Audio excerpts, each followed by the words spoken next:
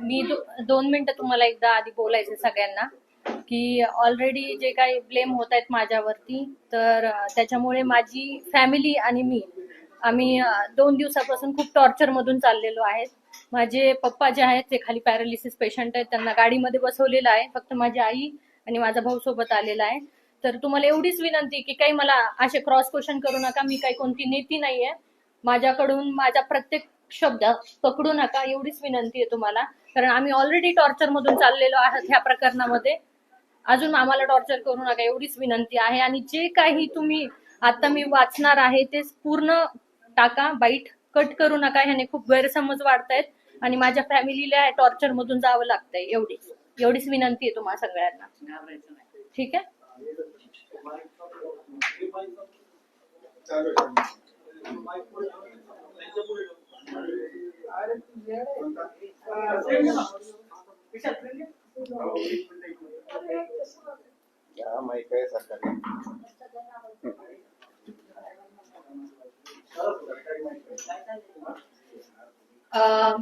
Shri Swami Samarth.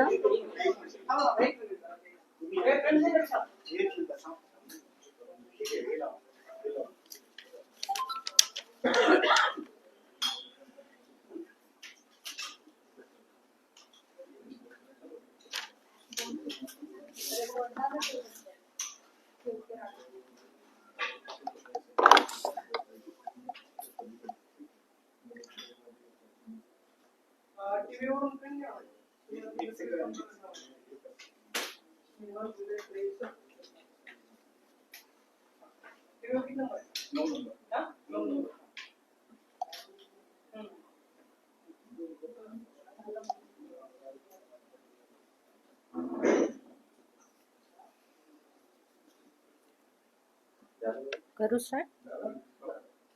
Okay. Shri Swami Samarth. मी doctor Snehal Ravindra बुगे. जे गैरसमज झालेले आहे चित्रा मॅडमचे, त्याबद्दल मी ही प्रेस बोलवली आहे माझं स्पष्टीकरण देण्यासाठी.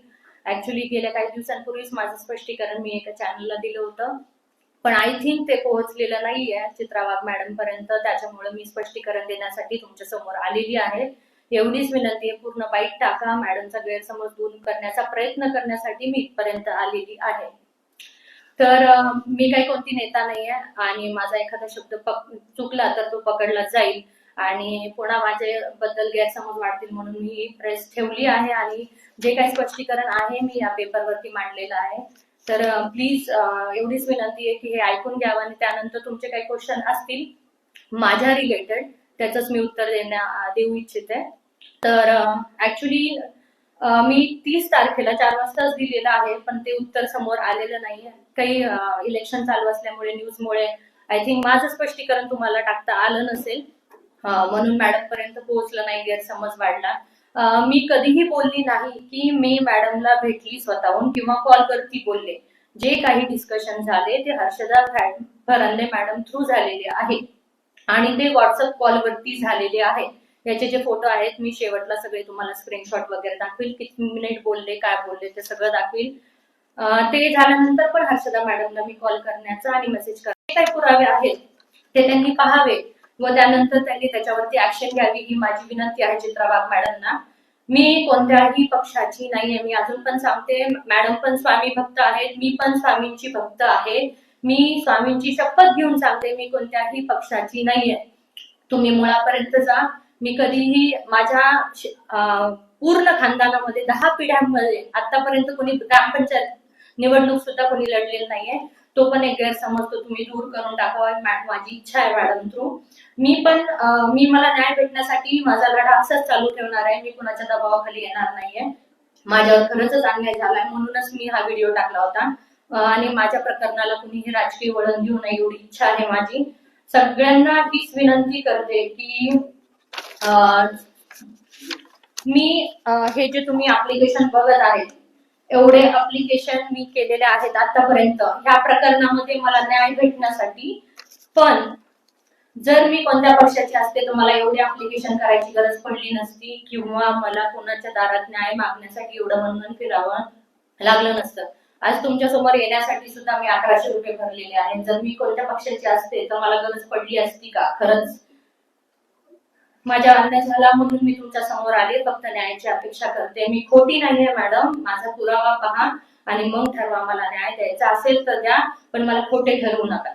हे इलेक्शनमुळे व्हिडिओ टाकलेले नाहीये, खूप दिवसांपासून प्रयत्न करत आहे तुमच्यापर्यंत पोहोचण्याचा. मी तुम्हाला ट्विटरवरती सुद्धा टॅग केलेला आहे, माझ्याकडे ईमेल आहे, ईमेल मध्ये मी फोटो सुद्धा मला मारहाण झालेले फोटो व्हिडिओज पण टाकलेले आहेत आणि त्याची डेट पण मी तुम्हाला दाखवते, म्हणजे ते पण क्लिअर होऊन जाईल की हे इलेक्शन मध्ये व्हिडिओ टाकला आहे का त्यांच्यापर्यंत पोहोचण्यासाठी मी खूप दिवसांपासून प्रयत्न करत आहे. मी सगळीकडेच फिरले न्यायासाठी, मला कोणाचा पक्षही माहित नव्हता. मी न्यूजही पाहत नाही, मी तुम्हाला अजूनही सांगते मी न्यूज पाहत नाही. जे माझ्या रिलेटेड घडतंय असे प्रकार जे झाले, जसं वैष्णवी हगवणे मॅडमचं प्रकरण आहे किंवा आपल्या संपदा मुंडेचं प्रकरण आहे किंवा आता जे डॉक्टर गौरी पालवे यांचं प्रकरण चालू आहे, त्यानंतरच मी तुमच्या समोर आली आहे. इलेक्शनच्या काळामध्ये मी हा व्हिडिओ टाकलाय असा गैरसमज करून घेऊ नका. तुम्ही जे मला अपशब्द बोलले त्याचं मला काहीही वाईट वाटलं नाहीये, कारण तुम्ही माझ्या आईसारखे आहेत आणि माझी आई मला बोलते तसंच तुम्ही मला बोलला, त्याच्यामुळे मला त्याचं काही वाईट वाटलेलं नाहीये. अन्याय झाल्यामुळे मुली जर समोर आल्या आणि त्यांना आल्यानंतर असं जर टॉर्चर होत असेल तर त्या आत्महत्या करणं पसंत करतील. ह्या सगळ्यांना फेस करण्याऐवजी गेल्या 3.5 वर्षापासून माझी फॅमिली आणि मी या मेंटल आणि फिजिकल टॉर्चर मधून जात आहोत आणि न्याय द्यायचा नसेल तर देऊ नका, पण ऍटलीस्ट मला आणि माझ्या फॅमिलीला टॉर्चर तरी करू नका, एवढीच विनंती आहे तुम्हाला. एवढं बोलून मी माझे जे काय 2 शब्द आहेत ते संपवते आणि मी सगळ्यांना हीच विनंती करते, तुम्ही मीडिया असो किंवा सगळे जनता जी काही कोणी पाहत आहे त्यांना मी विनंती करते, डॉक्टर गौरी पालवे असो किंवा अशा प्रकारचे ज्या काही केसेस असो त्यांना तुम्ही न्याय भेटूपर्यंत त्यांच्या आई वडिलांची साथ सोडू नका. मी गौरी पालवेंच्या घरी पण गेले होते, तो पण व्हिडिओ मी टाकला आहे. त्यांच्या ज्या अपेक्षा आहेत त्या अपेक्षा पण पूर्ण झाल्या पाहिजेत, असे प्रकरण दबून नाही राहिले पाहिजे. अजून एक गौरी पालवे किंवा अजून एक स्नेहल घुगे यांचं नाव पुढे आलं नाही पाहिजे अशा प्रकरणामध्ये, एवढीच विनंती आहे मला एवढी विनंती आहे. मला कुणाबद्दलही काहीही प्रॉब्लेम नाहीये, कुणाबद्दलही मी आरोप करत नाही. हर्षदा फरांदे मॅडम असो, आमदार कुचे साहेब असो किंवा चित्रा वाघ मॅडम असो, मी अजून पण त्यांच्याकडून न्यायाची अपेक्षा करते. त्यांनी समोर यावं, माझे पुरावे पाहावेत आणि नंतरच मला न्याय देण्याचा प्रयत्न करा. आणि राहिला प्रश्न पोलीस स्टेशन मध्ये केस करण्याचा किंवा हे आतापर्यंत पोलीस स्टेशनवर दबाव येत होता, ते मी स्वतः 1.5 वर्षापासून अनुभवलेलं आहे. मी काहीही खोटं बोलत नाही. जर दबाव येत असेल, केस करून काही फायदा झाला नसता. माझे वडील अक्षरशः पूर्ण दिवस पॅरालिसिस पेशंट असताना कारमध्ये पोलीस स्टेशनच्या चक्रा मारून आम्ही दिवस बसत होतो. मी मुख्यमंत्री देवेंद्र फडणवीस साहेबांना ही विनंती करते, जर तुम्ही मला आश्वासन देत असाल की या माझ्या केसमध्ये जर कोणताही राजकीय हस्तक्षेप होणार नसेल तर मी केस करायला तयार आहे. पण माझी एक विनंती आहे, काही लोकांचे मी नाव देईल, त्यांचे कॉल रेकॉर्ड्स पूर्ण समोर आले पाहिजे. ते कॉल रेकॉर्ड्स निघाल्यानंतर जे लोक यामध्ये सामील असतील त्यांच्यावर मी योग्य ती कारवाई करीन आणि तुम्ही योग्य ती ऍक्शन घ्यावी, एवढीच विनंती आहे. एवढं बोलून मी माझं जे काही स्पष्टीकरण आहे ते संपवते आणि चित्राताई वाघ यांना म्हणते, प्लीज गैरसमज करून घेऊ नका. मी तुमच्या मुलीसारखी आहे, फक्त मला तुम्ही वेळ द्या आणि माझ्यावर जो अन्याय झालाय त्याच्या पण मुळापर्यंतचा एवढीच विनंती आहे.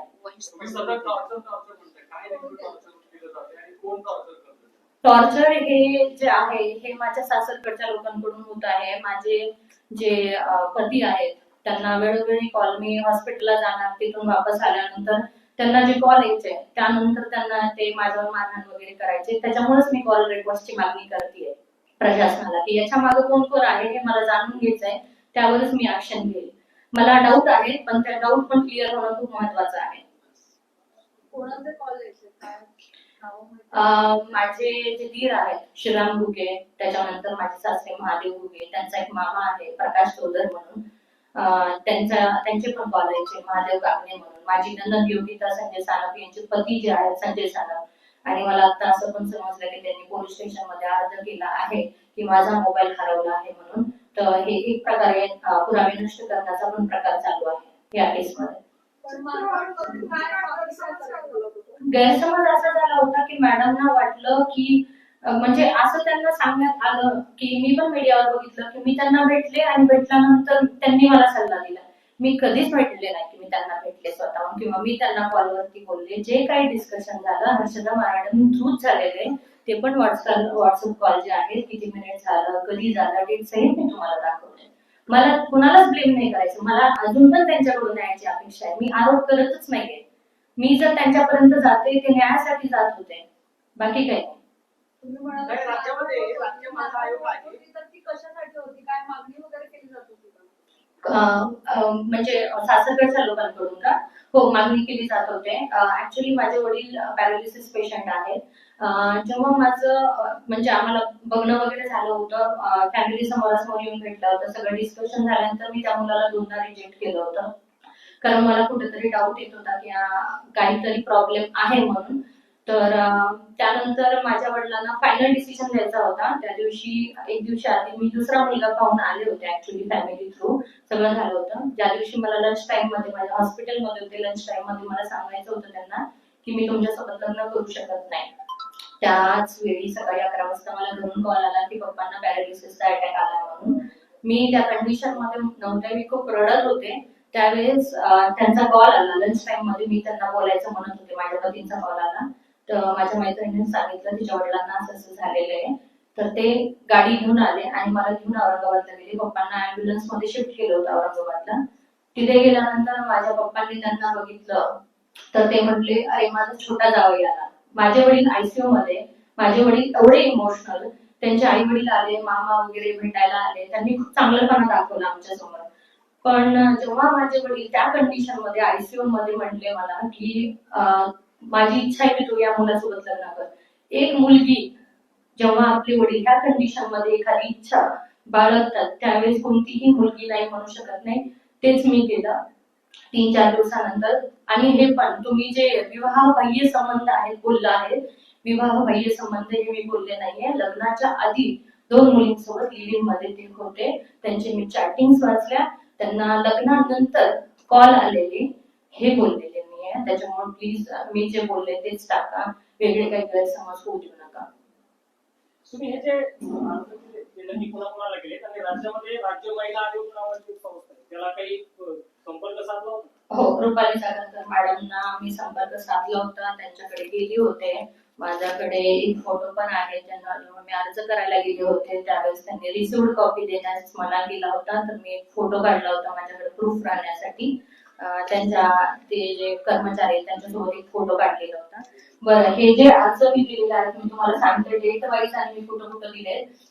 एक जीआर होता. ज्यावेळेस मला कोणी पोलीस प्रोटेक्शन द्यायला तयार नव्हतं त्यावेळेस जीआर. पोलीस प्रोटेक्शन म्हणजे मला काही झेड सिक्युरिटी नव्हती पाहिजे. 2 पोलीस आले असते तरी त्या लोकांनी मला मारहाण केली नसती एवढीच अपेक्षा होती माझ्याकडून. पण त्याच्यासाठी मला डोमेस्टिक व्हायलन्स 498 केस साठी जबरदस्ती करण्यात येत होती, जी मला करायची नव्हती कारण मला नांदायचंय. माझी एवढीच इच्छा आहे की त्या व्यक्तीने, माझी चूक नसताना व्हिडिओ असताना स्वतःवर घेऊ शकत नाही, त्या व्यक्तीने समोर यावं. तो चुकीचा आहे म्हणूनच लढतोय. जर चुकीचा नसता तर तो समोर आला असता. माझ्याकडे प्रत्येक गोष्टीचं प्रूफ आहे की मी खरी आहे की खोटी आहे.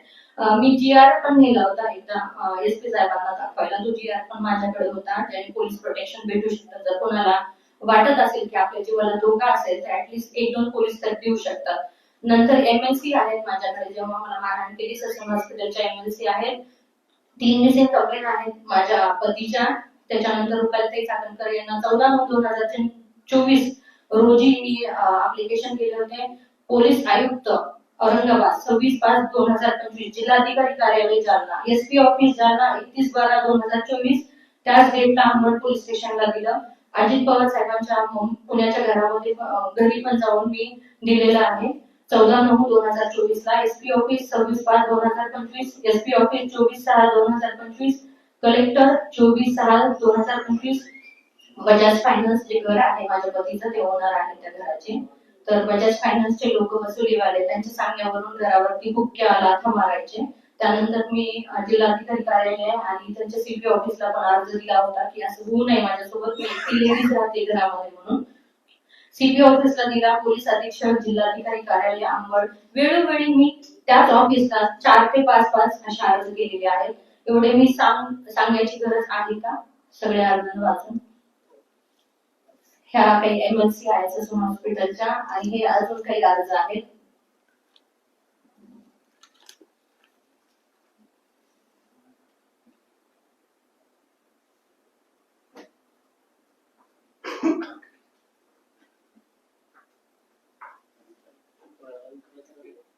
व्हिडिओ आहे त्या व्हिडिओमध्ये तुम्ही स्वतः सांगितलं होतं की चित्रा वाघ यांनी घटस्फोटाचा सल्ला दिला असा तुमचा स्वतः तुम्ही बोललेला व्हिडिओ. हो. ते जे आलं ते हर्षदा मॅडम थ्रू आलेलं आहे. जे काही आमचं डिस्कशन झालं ते स्वतः मी त्यांना नाही बोललेली आहे. मी आधी पण स्पष्ट केले, आता पण स्पष्ट करते की मॅडम थ्रूच माझं डिस्कशन झालंय व्हॉट्सअप कॉलवरती. आणि जर या व्हॉट्सअप कॉल ऐवजी जर नॉर्मल कॉल असते तर मला तुम्हाला प्रूफ पण करता आलं असतं, पण मला काहीही प्रूफ करायची इच्छा नाहीये. मी त्यांच्याकडं फक्त न्यायाच्या हिशोबानेच गेली होती आणि मी अजून पण त्यांच्याकडून न्यायाची अपेक्षा करते. हर्षदा मॅडम ते व्हॉट्सअप कॉलवरून चित्रा वाघांशी झालं होतं. हो, तुम्हाला दाखवू शकते का मग? त्या कॉलमध्ये हर्षदा परांदे मॅडम बोलायचे. मग तुम्ही चित्रा वाघांचं नाव कसं काय? त्यांच्या थ्रू मला हे मेसेज भेटला असं म्हणले मी. हर्षदा परांदेवरती एवढा विश्वास का तुमचा? विश्वास का म्हणजे सर कसं असतं ना, ज्यावेळेस आपण या कंडिशन मधून जातो ना त्यावेळेस ना माणूस ट्राय करतो की कोणाकडे मदत भेटेल. मी एवढे ऍप्लिकेशन केले, मी दारोदार फिरत होते सगळ्यांचे की मला मदत भेटेल म्हणून. नाही मात्र चित्रा वाघांचं तुम्ही नाव घेतलं, चित्रा वाघांचा याच्यामध्ये काही संबंध नसेल तर हर्षदा परांदे म्हणून की फसवणूक बोला तुम्हाला चित्रा वाघांचं नाव घेण्यासाठी. कोणीच कुणाला फसवलं नाही याच्यामध्ये, असे वाक्य मला वापरायचे पण नाही. कोणी कुणाला फसवलं नाही. त्यांनी त्यांच्या साईडने मला मदत करण्याचा प्रयत्न केला. नंतर मी मदतीची अपेक्षा करून मेसेज पण टाकले, त्याच्यानंतर त्यांनी रिस्पॉन्स नाही दिला. ती त्यांची चॉईस आहे, रिस्पॉन्स द्यायचा नाही, मदत करायची. सर एक मला तुम्हाला विनंती करायची, असे क्रॉस क्वेश्चन माझ्या मुलीला विचारू नका जेणेकरून एखादा शब्द धरला जातोय आणि आमची फॅमिली टॉर्चर होतीये. प्लीज एवढ्यावरच बंद करा. तिथे चित्रा वाघ यांनी असं वाटतं ते व्हॉइस कॉलचे त्यांना सर मी तुम्हाला एकदा दाखवू शकते का हे सगळं, कारण कसं आहे ना, दाखवलेलं बरं राहील असं मला वाटतं. जे काय बोलले मी व्हॉट्सअप कॉल थ्रूच बोललेली आहे. त्यानंतर शेवटला मॅडम म्हणतात ना, एकदा मी तुझ्या साहेबांना फोन केला आणि त्यानंतर याचं डिस्कशन झालं नाही. त्याच्यानंतर पण मी हर्षदा परांदे मॅडमला मेसेज केलेले आहेत. त्याच्यामध्ये बघा 6 नोव्हेंबरचा मेसेज आहे, तुम्ही झूम करू शकता याच्यावर. मी त्याच्यामध्ये लिहिलंय, मॅम मला तुमच्याशी खूप इम्पॉर्टंट बोलायचे आहे. तुम्हाला जेव्हा वेळ भेटेल मला सांगा, मी कॉल करते. माझ्यासोबत कधी पण होऊ शकतं. माझ्या सासरकडच्या लोकांपासून मला मीडिया समोर यायचे आहे. माझ्या जीवाला धोका आहे. हे मी 6 नोव्हेंबर 2025 ला मॅमला मेसेज केला, हर्षदा परांदे मॅडमला. त्याच्यानंतर त्यांचा काहीही रिस्पॉन्स इथं आलेला नाहीये. कॉल केले त्यांनी रिसिव्ह केले नाहीये. आणि ती त्यांची चॉईस आहे की मला त्यांना मदत करायची इच्छा आहे का नाहीये. मी कोणाला जबरदस्ती करू शकत नाही याच्यामध्ये. खाली पण मी मेसेज केले जेव्हा आपली गौरी पालवे यांचं प्रकरण झालं, मॅम अजून एक मुलगी गेली आहे, जेव्हा मदत मागते तेव्हा प्लीज मदत करा म्हणून. नक्की भांडण कशावरून झालं तुमचं आणि पतीचं? नक्की भांडण कशावरून झालं आणि हे सगळं प्रकरण घडण्याचं कारण काय? जर त्यांचे लग्नाआधीचे संबंध असतील तर मग लग्नानंतर असं कोणता विषय झाला की तुम्ही आज या सगळ्या प्रकरणापर्यंत पोहोचलेला आहात? सर मला मारहाण होत होती, डेली मारहाण होती. मी डेली फिजिकल टॉर्चर मधून जात होते. माझ्या वडिलांची तब्येत खूप खराब होती. ते जस्ट आयसीयू मधून बाहेर आलेले, पॅरालिसिस मधून चाललेले. आपला समाज एवढा काही मॉडर्न झालेला नाही आतापर्यंत की जेवढी इज्जत पहिल्या लग्नामध्ये मुलीला भेटते तेवढी दुसऱ्याच लग्नामध्ये भेटते. आज एक खराब निघला, दुसरा त्याच्यापेक्षा जास्त खराब निघला तर काय म्हणतील, मुलीमध्येच काहीतरी दोष आहे. मला नाही वाटत अजून आपला समाज एवढा मॉडर्न झालेला आहे म्हणून. डिमांड काय काय होतं? डिमांड हे होतं की त्यांची लायकी नव्हती तर जेव्हा लग्न करायचं होतं त्यावेळेस आम्हाला म्हणे की 15 दिवसात लग्नासाठी मागं लागले. त्याचे मामा आणि वडील यायचे, वडिलांना भेटायचे. माझी आई म्हणायची की तुम्ही एवढी गडबड का करतात, बघायला 25 लोक आले आणि जेव्हा लग्न जमायचं आहे त्यावेळेस 2च लोक कसं काय तुम्ही येतात, मामा प्रकाश चौधर आणि महादेव कागणे, महादेव घुगे. म्हणजे तारीख फिक्स करताना फक्त त्याचे मामा बाळासाहेब चौधर आणि त्याचे वडील आले. मग वडील आल्यानंतर माझ्या मिस्टरांना ते खुर्ची असते ना चाकात त्याच्यावर आणलं आणि व्हीलचेअरवर, आणि त्यांना विचारलं की बुवा तुम्ही दोघंच का बरं आलात, मला काहीतरी प्रॉब्लेम वाटतोय मुलामध्ये. मी तेव्हा ते डाऊटफुली वाटत होतं. तर ते म्हणे तुमच्या घरात पेशंट असल्यामुळं आम्ही तेवढं ऍडजस्ट केलंय. नाही म्हणलं, जर प्रॉब्लेम आला तर माझी मुलगी 18 तास अभ्यास करून एवढं तिने कडक हे काढलेलं आहे जीवन, आणि पुढे जर तिला त्रास झाला तर मी तुम्हाला सोडणार नाही. ते वाक्य माझे अजून आहे आणि त्यांनी कबूल करावं समोर बसून. आणि ते बोलले मी असेच कोणावर आरोप करणार नाही. जे मला बोललं गेलं की आम्ही जाऊन तिकडे मुंबईला जाऊन भेटलो, हे केलं ते केलं. ह्या सगळ्या गोष्टी माझ्या नंदेने माझ्या समोर बोललेल्या आहेत. मला काही स्वप्न पडलं नाही कोण कुणाला भेटलं, कोण कसं गेलं काय. मी कधीही एक वेल एज्युकेटेड मुलगी आहे. मी न्यूरो फिजिओथेरपिस्ट आहे, MPT came hospital from Mumbai. माझं PG झालेलं आहे, किड्स आणि अडल्ट स्पेशालिस्ट आहे. मी PG एंट्रन्स स्टेट टॉपर आहे. तर मी असे काम विदाऊट एनी प्रूफ करणार नाही. जे मला बोललं गेलं तेच मी बोलले. आणि मी अजूनही सांगते मॅडम, चित्रा वाघ मॅडमला, मला तुमच्याकडून फक्त न्यायाची अपेक्षा आहे. मी तुम्हाला आरोप करत नाहीये, गैरसमज दूर करा. मिस्टरांकडे काय डिमांड होती? त्यांच्याकडनं डिमांड होती की तू काय कर, तू गाडी घे, तू टीव्ही घे, तू फ्रीज घे.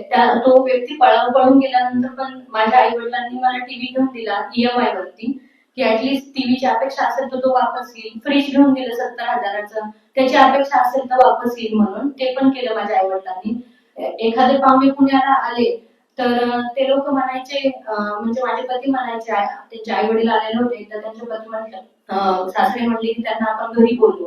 तर हे म्हणले, अरे घरामध्ये सामानच नाही, कशाला इज्जत घालता, हिच्या बापाची लायकी नव्हती तर कशाला लग्न करून दिलं, सामान काही नाही घरामध्ये, आपण कशाला इज्जत घालून घ्यायची स्वतःचे पाहुणे बोलून घरी. एक मिनिट मॅडम, आम्ही ज्या अवस्थेमध्ये होतो ना, माझ्या मिस्टरांना पॅरालिसिसचा अटॅक आला होता. मला हे लग्न करायचं नव्हतं. मी त्यांना वेळोवेळी सांगत होते की माझी मुलगी न्यूरो स्पेशालिस्ट आहे, माझ्या नवऱ्याला माझ्या मुलीची गरज आहे. लग्न झाल्यानंतर माझ्या मुलीजवळ आम्हाला जाऊन राहता येत नसतं पाहुण्याच्या घरी. त्याच्यामुळे आम्हाला 1-2 महिन्यांनी लग्न करायचंय. प्लीज तुम्ही मागं लागू नका. इथं काहीतरी प्रॉब्लेम आहे, त्याच्यामुळे तुम्ही आम्हाला वेळोवेळी कॉल करता. त्याचे डिटेल्स माझ्याकडे आहेत, त्याच्या मामाचे, की बेटा निर्णय घे, बिनधास्त निर्णय घे, तुम्ही परेशान होऊ नका, आम्हाला काहीही देऊ नका, फक्त मुलगी द्या. हे वाक्य त्यांचे आहेत.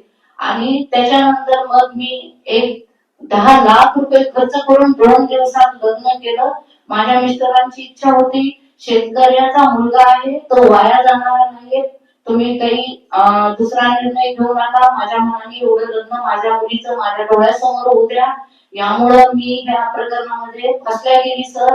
आणि नंतर तो मुलीला मारहाण करून नेटझाव गाडीला पैसे भरायला लावले. ते पैसे तसेच अटकले. पावती आहे त्याची माझ्याकडं. टीव्ही घेऊन दिला, त्याच्यानंतर फ्रीज घेऊन दिलं. माझे मिस्टर पॅरालिसिसचे पेशंट आहेत, त्यांचा दवाखाना मला कर्नाटकला ट्रीटमेंट करावं लागते. आणि हा घर सोडून मारहाण करून पळून गेला. तो काही एकदा गेलेला नाहीये, तो 10 ते 12 वेळेस पळून जातोय. आणि 8-10 दिवस लग्न झाल्यापासून 1 महिन्याने चालू केलंय. तो कुठे राहतोय माहित नाहीये, तो लॉजवर काहीतरी राजकीय दबाव होता. ह्याचं सेपरेशन यांना प्रूव्ह करायचं होतं की हा सेपरेट राहतोय म्हणून. त्याच्यामुळं सेपरेशन प्रूव्ह करण्यासाठी माझ्या मुलीला गावाकडे येऊन दिलं नाही. नातेवाईक अंगावर घातल्या गेले. गावाकडे गेल्यानंतर मारहाण होऊ लागली. आणि माझ्या मिस्टरांना तिच्यासोबत येता येत नव्हतं. ती, मी आणि माझा मुलगा तिला सोडायला गेल्यानंतर अक्षरशः 50 माणसं आमच्या अंगावर येतात सर. आणि माझ्या मुलीला गावी येण्यास बंधन केले त्यांनी सेपरेशन दाखवण्यासाठी. आणि 11 महिने झालं तो मुलगा निघून गेलेला आहे. त्याचा फ्लॅट आहे वाघोली मॅजेस्टिक मॅनहॅटन. त्याचा हप्ता आहे 30,000 रुपये. माझे पॅरालिसिसचे पेशंट तो हप्ता 30,000 भरते, 10,000 मेंटेनन्स भरते. आम्ही कशासाठी की फक्त जावयाचं घर जाऊ नाही हे त्यांना कळत नाहीये. त्यांनी यावर सुखाने व्यवस्थित माझ्या मुलीसोबत संसार करावा. माझ्या मुलीची काय चूक आहे नेमकी ती समोर येऊन सांगावी प्लीज. तुम्हाला आता वाटतं का इतकं सगळे झाल्यानंतर हे सगळं सर कसं आहे ना, मी ऑलरेडी खूप सहन केलं होतं. मला कधी ना कधी पुढे यायचं. असं ना खूप साऱ्या मुली आहेत ज्या या फेज मधून जात आहेत, फक्त इज्जतीच्या पायसमोर येत नाही. माझ्या आई वडिलांचा खूप सपोर्ट भेटला. मी खूप लकी आहे की मला असे आई वडील भेटले की मला हे सगळं समोर मांडता आलं. दुसरी गोष्ट, मी सगळ्या गोष्टी त्यांच्या पूर्ण करायला पण आम्ही तयार होतो. टीव्ही काय, फ्रीज काय, गाडी काय, नेक्सॉन गाडीची माझ्याकडे रिसिप्ट पण आहे, मी बुक करून ठेवलेली आहे की त्यांची इच्छा होती म्हणून. सगळं पूर्ण केलं असतं. माझी त्यांना एकच इच्छा होती. माझ्याकडे रेकॉर्डिंग्स पण आहेत. मी त्यांना एवढंच म्हणायचे की फक्त एक मला मुलबाळ होऊ द्या, त्यानंतर मी तुम्हाला जे पाहिजे ते देईल. कारण मला तुमची गॅरंटी नाही. जो मुलगा 15 वेळेस पळून गेलाय तो मला कधी धोका देऊ शकतो सांगता येत नाही. त्याच्यामुळे तुम्ही डॉक्टर सुशिक्षित आहात, हे असं कसं कुठे डिमांड कंप्लीट? मी तुम्हाला एक गोष्ट सांगते मॅम, त्यांनी बाळ होऊ नये म्हणून एक तर मला ते गावाकडे येऊ देत नव्हते. मी नातेवाईकांना सांगत म्हणून की हे होऊ देत नाहीत म्हणून. आणि जेव्हा नातेवाईकांना सांगितलं, नातेवाईकांनी झापलं त्यांना, त्यावेळेस अक्षरशः माझ्या सासऱ्याने पिठामध्ये साखरेमध्ये पिल्स टाकल्या माझ्या. 2 महिन्यामध्ये माझं 10 किलो वजन वाढलं. माझे आई वडील आले, त्यांना सगळ्यांना उन्हाळ्या लागल्या. त्यावेळेस आम्ही सगळं घर साफ केलं, त्यामध्ये त्या स्ट्रिप्स निघल्या. मॅडम, माझ्या मुलीची चूक नसताना ह्या मुलाला मी दिवस देणार नाही. कारण माझ्या मुलीची चूक असती तर आम्ही सरळ तिला परवानगी दिली असती दिवसला. पण ती मुलगी दिवसला परवानगी घेत नाहीये. कशासाठी? की ती म्हणते त्यांनी माझी एकच चूक दाखवायची, समोर यायचं त्यांनी. तो लपतो का? त्याच्यात चुका आहेत म्हणून तो लपतो. त्यांनी समोर मुलीची चूक दाखवायची. तो दिवस कशासाठी मागतो? त्याला मोकळं व्हायचंय का त्याच्या लपड्यासाठी? तो म्हणतो मी कोर्टामध्ये टाकलं आहे, माझ्यापर्यंत कोणतीही नोटीस पोहोचली नाही. कोर्टामध्ये टाकले याच्यासाठी. मुलींचं वय तुम्हाला माहिती आहे, आई वडिलांना किती टेन्शन येतं. ऑलरेडी 3 वर्ष ह्याच्यात गेले, मग कोर्टात अजून 10 वर्ष जाते. असा विचार आई वडील करतात मुलीचे. मग काय, आता ह्यांना लढत बसण्यापेक्षा डिवोर्स घेऊन टाका, मुलीचं दुसरं लग्न करा, असा विचार करणारे आई वडील आहे. कारण मुलांना काही फरक पडत नाही, मुलींचं वय वाढत जातं. वय वाढत जातं तसं कॉम्प्लिकेशन्स वाढतात प्रेग्नन्सीमध्ये. तर ह्या सगळे कॉम्प्लिकेशन्स वाढू नये म्हणून विचार करतात आई वडील. पण ह्यांनी एकाने माझं आयुष्य खराब केलं, हा दुसरीचं कसं काय नाही करणार, काय गॅरंटी आहे? मी असंच लढत राहीन ना, मी एकटी राहीन. हा, माझी अजून एक इच्छा आहे, अशा केसेस आहेत ना ज्यामध्ये मुलींच्या वयामुळे आई वडील विचार करतात, अशा फास्ट ट्रॅकला गेल्या पाहिजेत केसेस. लवकर जी गुन्हेगारी, मग मुलगी असो किंवा मुलगा असो, समोर आलं पाहिजे. दोघांचंही आयुष्यातले काही वर्ष वाया नाही गेले पाहिजे. आणि त्यांच्याकडे कुठल्या पक्षाकडनं म्हणजे तुम्हाला तर राजकीय दबाव येतोय, काय कुठल्या पक्षाचे ते लोक? मी खरं सांगू, मला माहित नाही एवढं काय एवढं, पण त्यांचे कार्यकर्ते आहेत पूजे साहेबांचे आम्हाला कुठला पक्ष त्यांचा आहे ते काहीच माहित नाही मॅडम. हा, तर राजकीय दबाव जो काही आहे, कुचे साहेबांचे कार्यकर्ते आहेत, निकटवर्तीय हा शब्द ते वापरायचे. माझी एवढीच विनंती आहे, जी ऍक्शन घ्यायची होती ना ती माझ्या नंदेवर घ्यायला पाहिजे, एवढीच विनंती. चला.